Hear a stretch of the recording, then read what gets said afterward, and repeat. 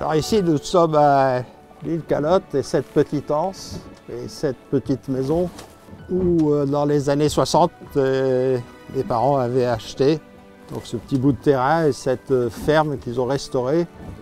On avait un bateau de pêche et on avait aussi un 470 qui a été pour moi une découverte parce que j'avais 23-24 ans quand j'ai acheté ce 470 et on se livrait à des sorties sportives. Donc on participait aux régates de Carantex sur ce petit 470 et dans lequel on a passé des heures et où les enfants vivaient pieds nus et les pieds un coup dans le sable, un coup dans l'eau, un coup dans l'herbe et puis aller pêcher des crevettes, des bigorneaux, et tout ce qu'on pouvait trouver dans le coin.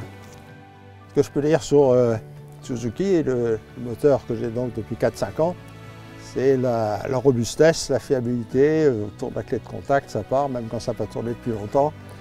Il est silencieux, très silencieux, nettement plus économique que ce que j'avais avant.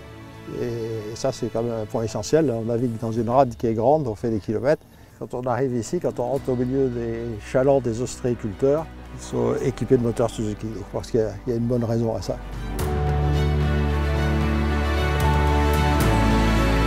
Pendant la guerre, je vivais juste là-bas, derrière ces collines.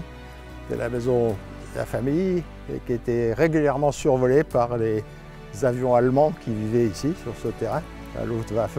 Ça a certainement influencé mon enfance et la vocation de pilote.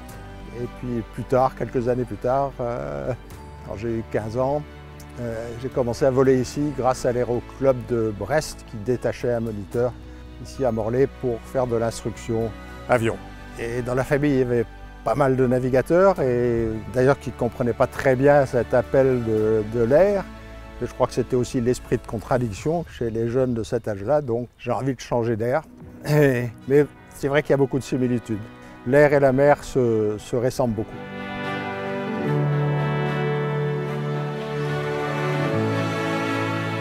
Cette rade pleine d'inspiration qui a réussi à me garder ici et où se trouve mon bateau, ce bateau avec lequel nous avons passé des heures et des heures et des journées entières à la pêche avec mon frère, tant et si bien que lors de la sélection d'astronautes, cosmonautes que j'ai vécu il y a 40 ans, les Russes avaient imaginé des machines infernales pour nous rendre malades, voir à partir de quel moment nous commencions à avoir le mal de mer. Et bien, je me suis retrouvé absolument insensible à ce genre de machine. Pendant toutes les années d'entraînement, ils n'ont jamais réussi à déclencher le moindre soupçon de mal des transports.